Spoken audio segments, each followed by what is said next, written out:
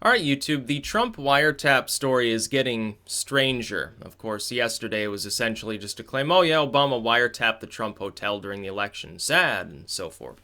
Now, the Democrats have had a chance to respond, and the response is odd.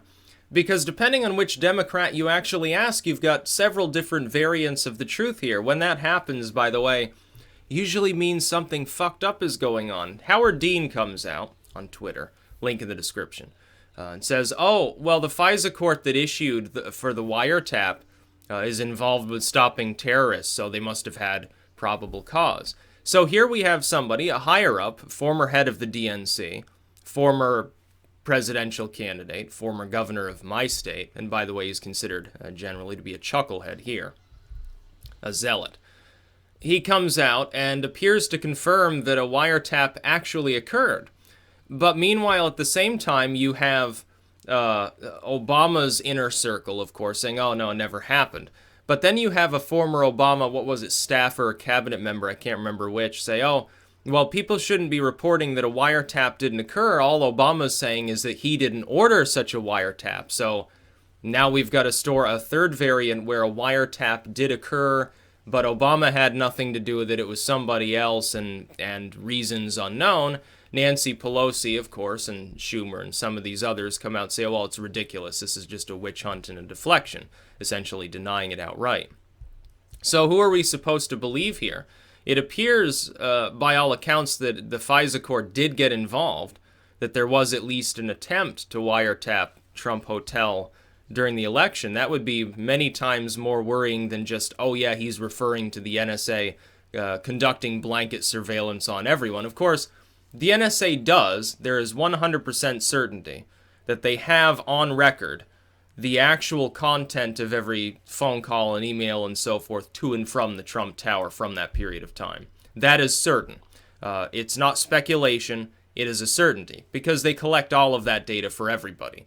Whether or not it was actually gone through because a FISA warrant was issued, whether or not it was gone through by NSA agents or anyone else remains to be seen. We're not sure. Howard Dean apparently thinks that it was. He thinks that the material was requested by these intelligence agencies to be able to go through it and analyze it for anti-terrorism purposes or something. The problem with that is this. I don't trust the NSA or anyone associated with them to limit such an investigation properly.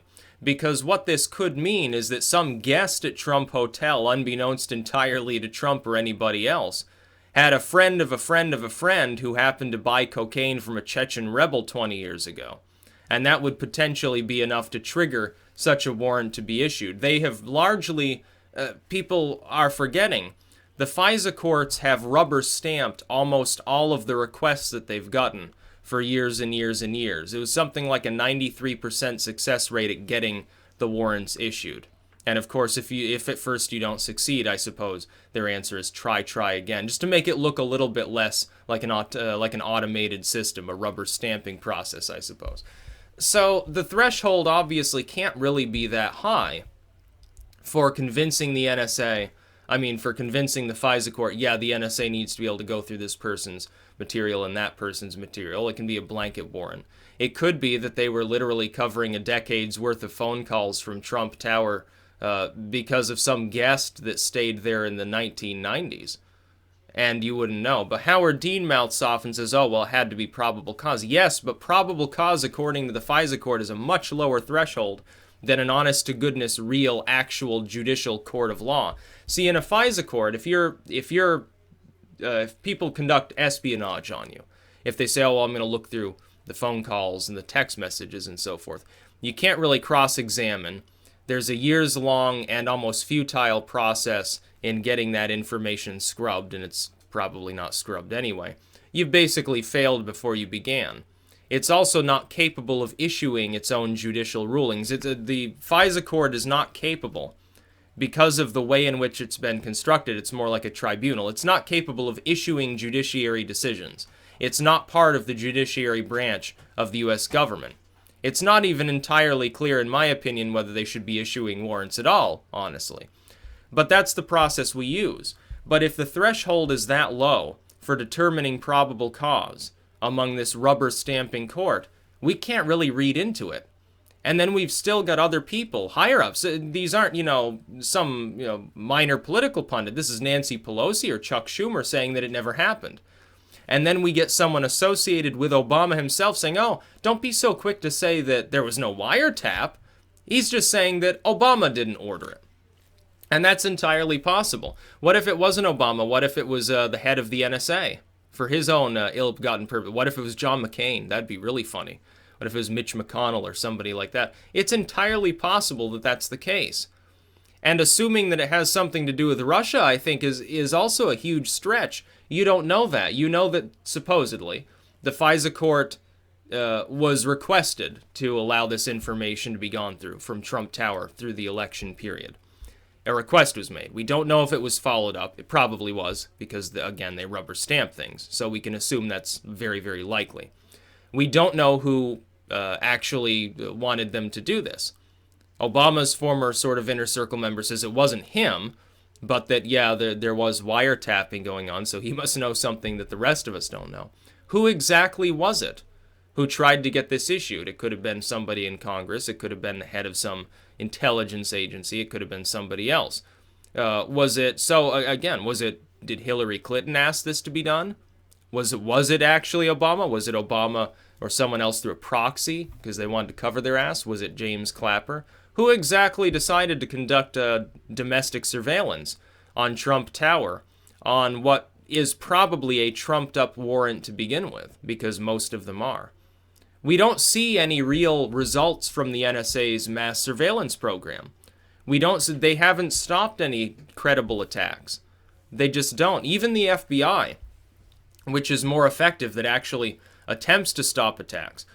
Sometimes even the stoppage of terrorism that they themselves proclaim to be of import is the result of them literally going up to some disaffected individual saying, oh, here, want to buy a bomb? Here, go, yeah, we'll help you attack this government building or something like that. It's literally a form of entrapment. And so I'm not exactly sure why this system continues to be employed. What I have a feeling is happening is that dishonest individuals want to use it for political reasons. People like Obama, people like Clinton, people like James Clapper. The Bureau, once formed, then seeks to continue in its existence, to continue having this power and also justifying its own paycheck, which means that they have to trump up, pardon the pun, all of these supposed terrorist attacks they stop, and how wonderful their program is, and how law-abiding they are, and they would certainly never allow individual agents to check up on their significant others using a classification scheme, but they did, of course. It was called Love Int. And that was a big story until it got hushed up. I remember it. Plenty of you probably remember it because you're presumably politically active for the most part. A lot of people, and they're watching like CNN, they never heard about it again. They probably didn't even hear it reported on from the get-go. They have no idea that that even was a thing. And it's still probably a thing. It's not like they faced any significant call to stop it.